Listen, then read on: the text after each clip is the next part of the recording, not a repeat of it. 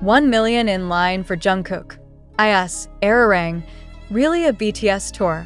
Or the dawn of the golden magne era? What does it mean when more than 1 million people line up for a concert before a single full set list is revealed, before a single stage design is confirmed, before the world even knows exactly what kind of show it will be, and yet the tickets vanish anyway? Is this still about BTS as a group, or has the center of gravity quietly shifted toward one name that now functions like a global magnet? In Munich, on a cold January afternoon, those questions stopped being abstract theories and turned into a cultural event of their own, that on January 23, 2026, Ticketmaster confirmed something that instantly sent shockwaves across global entertainment media. During the pre-sale for BTS's world tour, Arirang, at Allianz Arena in Munich, the virtual queue peaked at 1,036,422 people. Not clicks, not casual visitors. People actively waiting, devices open, payment methods ready, hoping for a seat inside a stadium on July 11th and 12th. Within hours, the tickets were gone. Not just gone, obliterated at first glance. The headline seems familiar. BTS sells out concerts. BTS breaks records. BTS overwhelms ticketing systems. The group has done this before, from Wembley Stadium to MetLife. But the scale, the speed, and most importantly, the conversation that followed, felt different this time. Almost immediately, social media timelines across Europe began to fracture into theories, whispers, and emotionally charged debates. Many ARMY insisted this was not just another BTS tour. Others went further, proposing something far more provocative. Arirang may carry the BTS name, but the energy driving this phenomenon has a single face, a single voice, and a single nickname echoed again and again in posts, comments, and viral clips. Jungkook. The idea spread fast, not because it was officially stated, but because it felt intuitively true to many fans on the ground. In Munich, London, and Toronto, ARMY shared stories that sounded eerily similar. Friends who had never followed K-pop were suddenly desperate for tickets. Co-workers who could not name all 7 BTS members were asking one question only: is Jungkook performing? For some, this was proof of what they now call the golden magne effect, a belief that Jungkook has evolved into a singular global brand, capable of pulling massive, cross-generational audiences on his own, even under the BTS banner. This is where the story stops being just about numbers and starts becoming about meaning. Ticketmaster's confirmation of over 1 million people in the Munich pre-sale queue did more than validate BTS's continued dominance. It triggered a psychological shift inside the fandom. If this were purely about BTS's long-awaited return after hiatus, why did so many non-fans suddenly care? Why did European ARMY repeatedly say the same thing? They're coming because of Jungkook? On X, formerly Twitter, the phrase Golden Magne Era trended alongside Arirang Munich, with fans openly questioning whether the tour represents a group comeback or a symbolic coronation. The pre-sale opened on January 22, 2026 at 1300 hours local time, exclusively for ARMY membership holders. Within minutes, screenshots of 6-digit queue numbers flooded social media. By the time Ticketmaster published the final data, the scale had surpassed anything seen in Europe for a K-pop act. Limited additional tickets were announced for general sales on January 24th, but many fans openly questioned the point. Why even have general sales? One user wrote, echoing a sentiment that appeared thousands of times across platforms, if everything is already gone? In East Rutherford, New Jersey, tickets disappeared within the first hour of pre-sale, with queues reaching 60,000. In London, both concert dates sold out during pre-sale alone. Toronto followed the same pattern, with prices ranging from accessible seats to premium tiers, while resale platforms listed tickets for as high as $6,445. This was not a local anomaly. It was global synchronization, and yet, amid all this, Jungkook's name kept surfacing, not in official press releases, but in fan testimonies. European ARMY described bringing friends who had never streamed a BTS album but had Jungkook's solo tracks saved on their phones. Some admitted they themselves were returning to the fandom primarily because of him. This admission, once considered controversial, was now being spoken openly. The emotional temperature of the debate rose quickly. Is it betrayal to acknowledge Jungkook's individual pull? Or is it simply reality catching up to what has been building for years? Jungkook, once introduced as the youngest member, the golden magne admired for versatility, has quietly crossed into territory usually reserved for solo pop titans. His voice is instantly recognizable beyond K-pop circles. His image circulates far outside fandom spaces. Algorithms do not ask whether you are ARMY. They push what performs, and Jungkook performs globally. This is why Arirang feels different.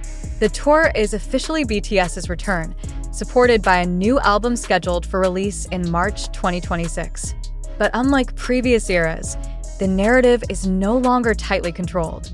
Fans are writing their own interpretation in real time, and many believe Jungkook is no longer just part of the story. He is the ignition. Media reactions only intensified this perception. Headlines focused on the numbers, but commentary sections told another story. Quotes like, BTS really sold out tickets in pre-sale without even giving us songs to listen to yet, #King Behavior captured awe, but also hinted at a shift. The phrase King Behavior attached itself not just to BTS as a group, but increasingly to Jungkook individually. The language matters. It signals where attention is flowing. Critics of the golden magne effect theory argue that separating Jungkook from BTS is a false dichotomy. BTS, they say, has always been strongest as seven. The million-person queue is the result of years of collective storytelling, music, and cultural impact. From this perspective, attributing the surge to one member alone diminishes the group's shared legacy.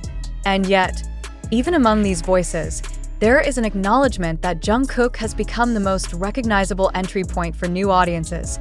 This tension between unity and individuality is not unique to BTS, but the scale at which it is unfolding is unprecedented.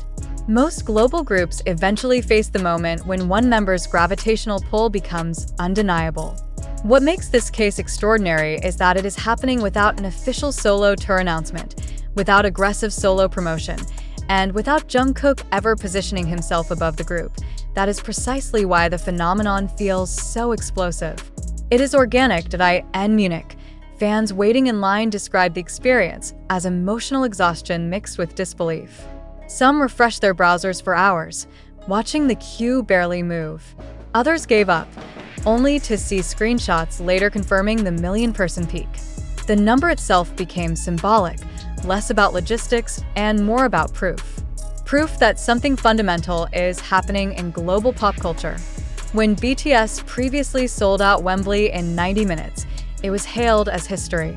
Arirang Munich feels like evolution. Not louder, not flashier, but heavier in implication. 1 million people do not line up out of habit. They line up because they believe they are witnessing a moment they cannot afford to miss. And Jungkook, whether intentionally or not, stands at the center of that belief.